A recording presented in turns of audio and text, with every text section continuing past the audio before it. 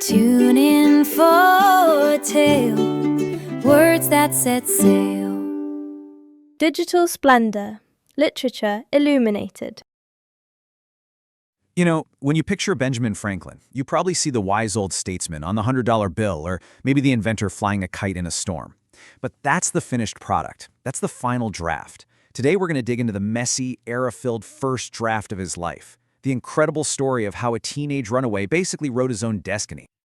Franklin had this amazing way of looking at his own life like it was a book being written. He famously said he wouldn't mind living it all over again, but he'd want the chance to correct the faults of the first edition.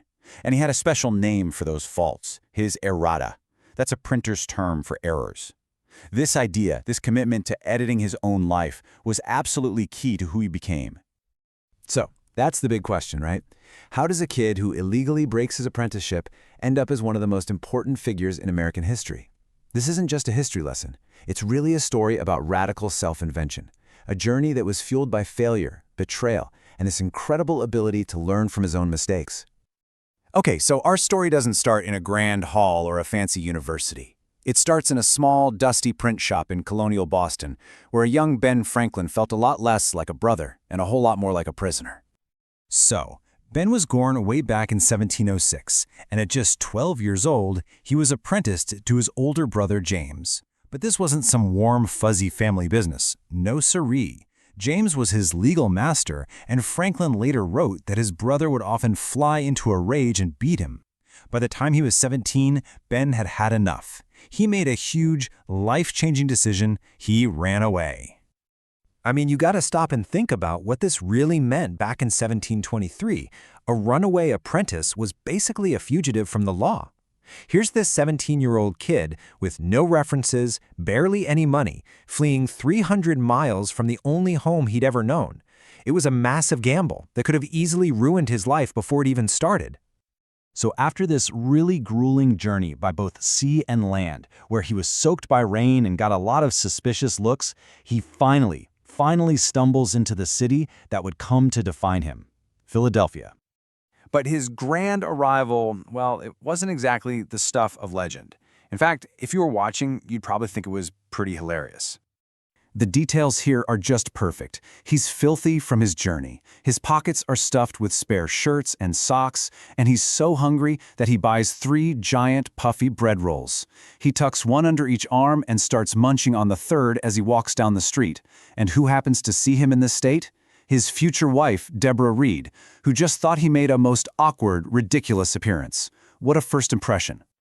But despite that pretty comical entrance, Franklin's skill as a printer was the real deal, and it didn't take long for his talent to catch the eye of the most powerful guy in the whole colony, the governor, Sir William Keith.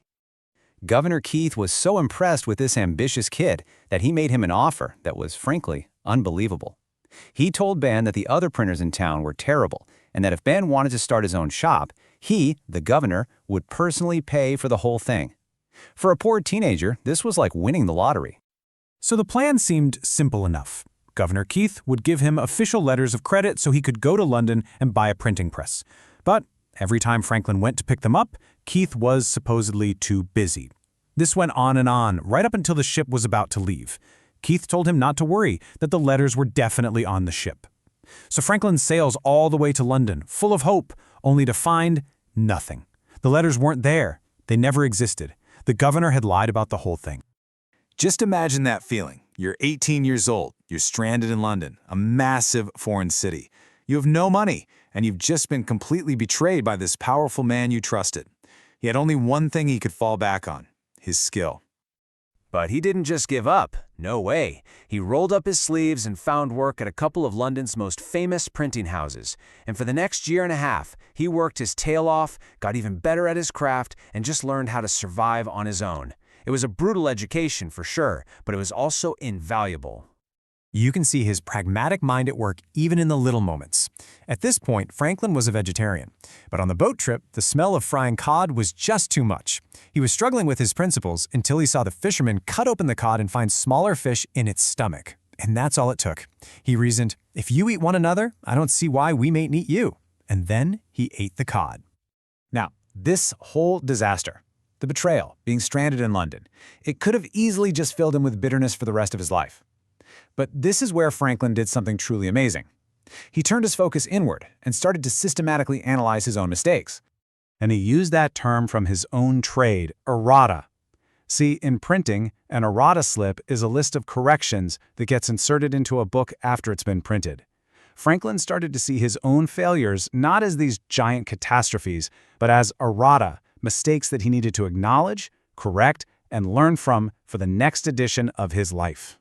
And he was brutally honest with himself. He listed out his major errata from this whole period. Number 1, unfairly breaking his contract with his brother. Number 2, spending some money a friend had entrusted to him. And number 3, totally neglecting his relationship with Deborah Reed, the woman who saw him with the puffy bread, writing to her only once in those 18 months he was gone. He really understood just how easy it is to lie to yourself. He wrote about how being a reasonable creature is so convenient because it lets you find or make a reason for everything one has a mind to do. It's such a deep insight into how we all justify our own bad behavior. So no, he didn't come back from London with a printing press or a bunch of money, but he returned with something way more valuable, a deep, hard-won understanding of human nature, and even more importantly, of his own flaws. That naive kid who left for London was gone, and his place was a much wiser, tougher, and more resilient man. And that really leaves us with something to think about, doesn't it? Franklin took his biggest mistakes, his biggest errata, and turned them into his greatest strengths. It makes you wonder, if you had to write down the errata slip for your own life, what would be on it? And what have those mistakes taught you?